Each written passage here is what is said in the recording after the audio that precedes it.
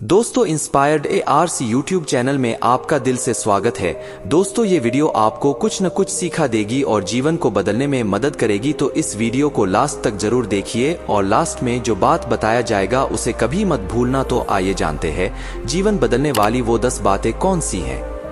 एक बार एक सोहन नाम का व्यक्ति बौद्ध भिक्षु के पास जाता है और कहता है, मैं अपने नगर का एक व्यापारी हूँ। मेरा पूरा दिन अपने व्यापार के कामकाज में ही गुजर जाता है, जिसकी वजह से मुझे ज्यादा खाली समय नहीं मिलता। ज्यादा खाली समय न मिलने और हर समय व्यस्त रहने की वजह से तनाव महसूस करने लगा हूँ। पिछले कई महीनों से मैं अपना कोई भी काम ठीक से नहीं कर पा रहा हूँ। अब तो किसी भी काम में मेरा मन भी नहीं लगता। मुझे काम को हटाने की आदत लग चुकी है। मैं बहुत ही आलसी और चिड़चिड़ा सा हो गया हूँ। अपनी इन सारी आदतों की वजह से मैं आजकल बहुत ही अशांत और व्याकुल रहने लगा हूँ। कृपया आप मुझे कोई ऐसा तरीका बताएं जिससे पूरे दिन में अपने मन को भटकने से रोक सकूं और पहले की तरह अपने व्यापार में मन लगा सकूं। बौद्ध भिक्षु ने सोहन की सारी बातें पूरे ध्यान से सुना और फिर कहा, तुम्हारी समस्या तुम्हारा काम में व्यस्त रहना नहीं है, बल्कि अपने काम को बोझ समझना है। और कोई भी इंसान काम को बोझ केवल तभी समझता है जब वह वर्तमान में चल रहे काम पर ध्यान न देकर सिर्फ अपने काम के भविष्य के बारे में सोचता रहता है और अपने मन में उसकी योजनाएं बनाता रहता है कि मैं भविष्य में इस काम को ऐसे करूंगा, इसे इतना बड़ा बना दूंगा। और जब इंसान सिर्फ किसी काम के बारे में सोचता रहता है लेकिन उसे पूरा करने के लिए कोई ठोस कदम नहीं उठाता, तो फिर उस काम को लेकर तनाव से घिर जाता है और फिर उसे वह काम बोझ लगने लगता है। यह सुन सोहन ने कहा, हाँ महात्मा, आपने तो मेरे मन की बात कह दी है।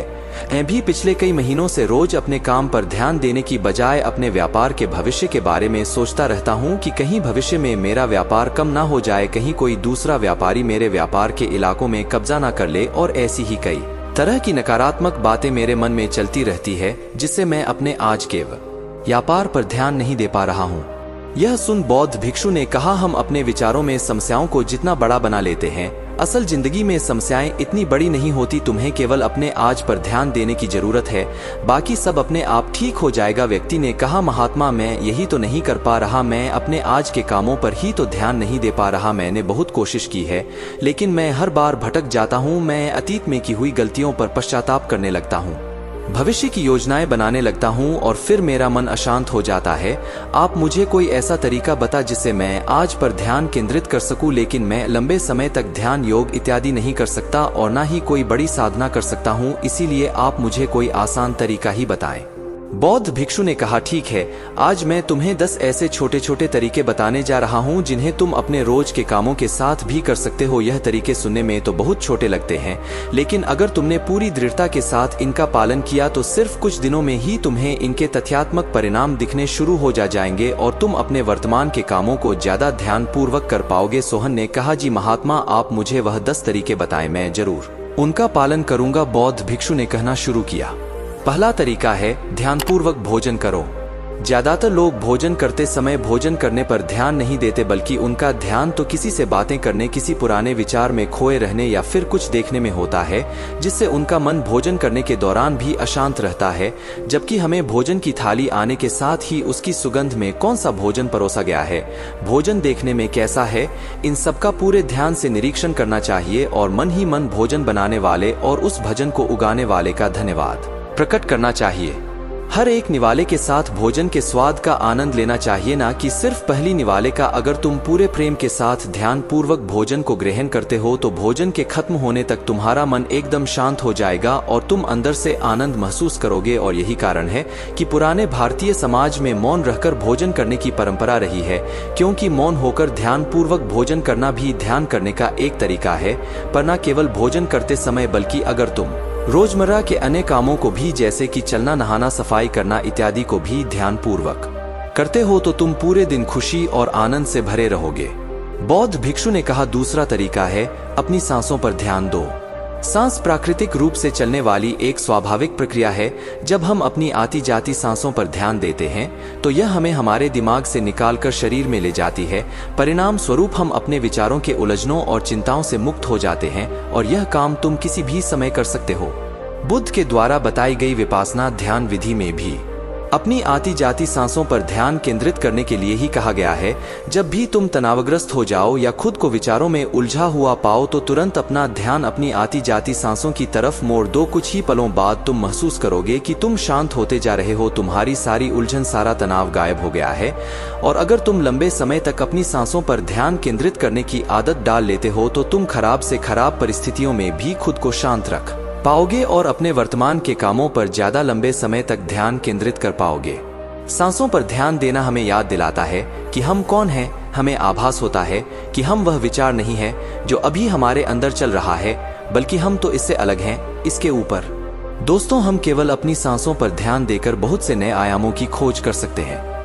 हमारे पूर्वजों ने इस पर बहुत काम किया था कि कैसे हम केवल अपनी सांसों पर नियंत्रण रखकर ऐसी ऐसी चीजें कर सकते हैं जो साधारण इंसानी जीवन से परे हैं। हम अपनी सांसों पर ध्यान देकर खुद को ऐसी स्थिति में ला सकते हैं कि जीवन में आने वाला कोई भी उतार चढ़ाव हमें परेशान नहीं कर सकता है।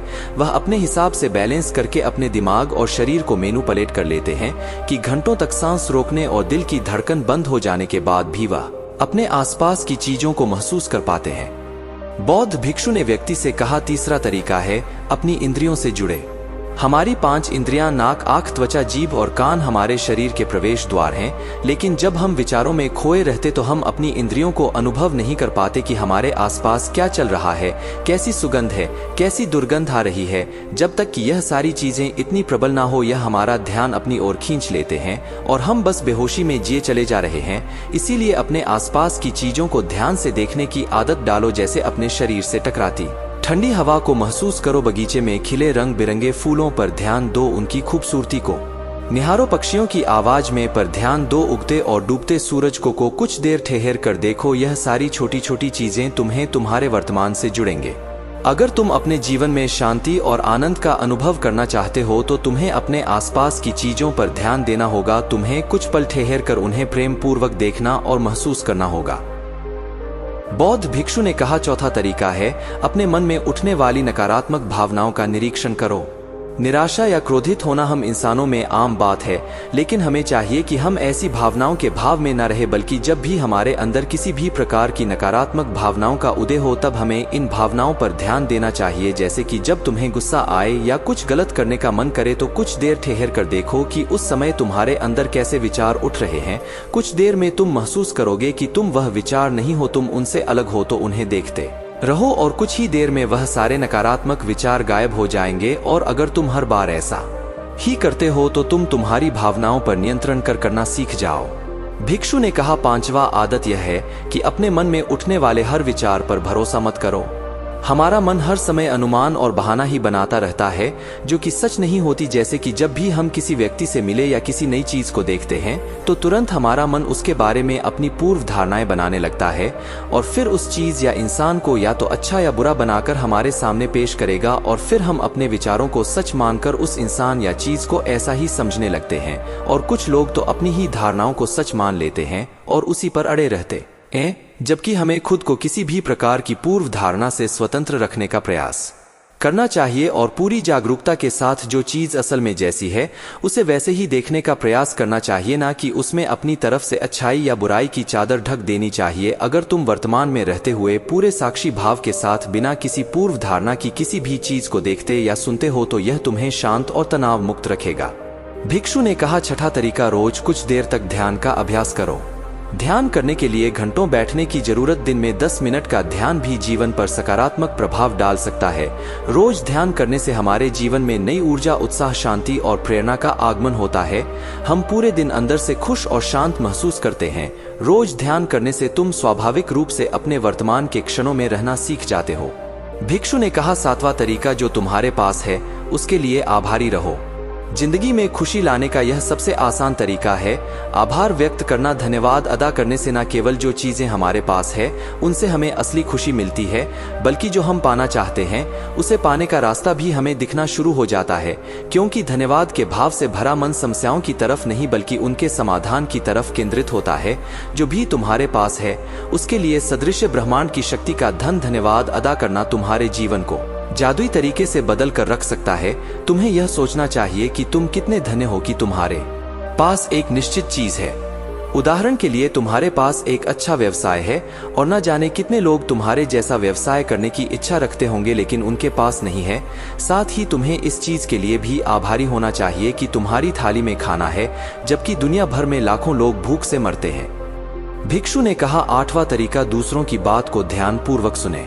किसी दूसरे व्यक्ति से बात करते समय यह सोचे बिना कि उसे क्या कहना है या उसकी बात का कैसे जवाब देना है, तुम्हें पूरे ध्यानपूर्वक सामने वाले की बातों को सुनना चाहिए। तुम्हें सामने वाले से बात करना है उसे जवाब देने के लिए नहीं, बल्कि उसकी भावनाओं को समझने के लिए। जब तुम किसी से बात करो तो अपने कान, दिल और अंत मन से उसकी बातों को सुनो और समझो। ऐसा करना सामने वाले से तुम्हारे रिश्ते को तो मजबूत करेगा ही, साथ ही यह तुम्हारे लिए एक अभ्यास है अपने धैर्य और एकाग्रता को बढ़ाने का। और जब हम ज्यादा सुनते हैं और कम बोलते हैं तो हम बहुत सी परेशानियों से भी बच जाते हैं, जिससे हमारा मानसिक तनाव भी कम रहता है। और याद रखो, किसी भी इंसान की बातों को ध्यानपूर्वक सुनना उसे सम्मान देने का सबसे अच्छा तरीका है। भिक्षु ने आगे कहा, 9वां तरीका, अपने महत्वपूर्ण कामों के लिए एक समय निर्धारित करो। तुम्हें अपने दिन के कुछ समय को महत्वपूर्ण कामों के लिए निश्चित रखना चाहिए, जैसे काम का समय, नहाने का समय, सफाई का समय, खाने का समय। महत्वपूर्ण कामों को समय के साथ बांटना यह सुनिश्चित करता है कि वे चीजें बिना किसी बाधा के नियमित रूप से होती रहे। दिन के सही समय पर सही काम को करना हमारे जीवन में अनुशासन लाता है और अनुशासन से जीवन में शांति और खुशी आती है। भिक्षु ने कहा, 10वां और अंतिम तरीका, अपने रोजमर्रा के कामों में जागरूकता लाने का प्रयास करो। तुम जब भी किसी काम को करो तो उसे वर्तमान में रहकर करने की कोशिश करो। हर बार तुम्हारा मन अपने विचारों में खो जाएगा, लेकिन तुम्हें फिर से खुद को वर्तमान में वापस लाना है और यह तुम्हें हर बार करना है जब तक कि यह तुम्हारी आदत ना बन जाए। और साथ ही तुम यह देखने का भी प्रयास करो कि उस काम को करते वक्त तुम्हारे अंदर किस तरह के विचार उठ रहे हैं। यह एक छोटा सा अभ्यास तुम्हें वर्तमान में जीने में तुम्हारी मदद करेगा। भिक्षु ने आगे कहा, शांति और आनंद कोई घटना नहीं है, बल्कि यह एक प्रक्रिया है जो हमारे जीवन के साथ चलती है। अगर हम जागरूक रहकर जीना सीख जाते हैं। इतना कहकर बौद्ध भिक्षु मौन हो गए और सोहन व्यापारी उनका धन्यवाद करते हुए वहां से चला गया। तो दोस्तों, उम्मीद करता हूं आपको इस कहानी से जरूर बहुत कुछ सीखने को मिला होगा। यह कहानी आपको कैसी लगी हमें कमेंट बॉक्स में कमेंट करके जरूर बताएं।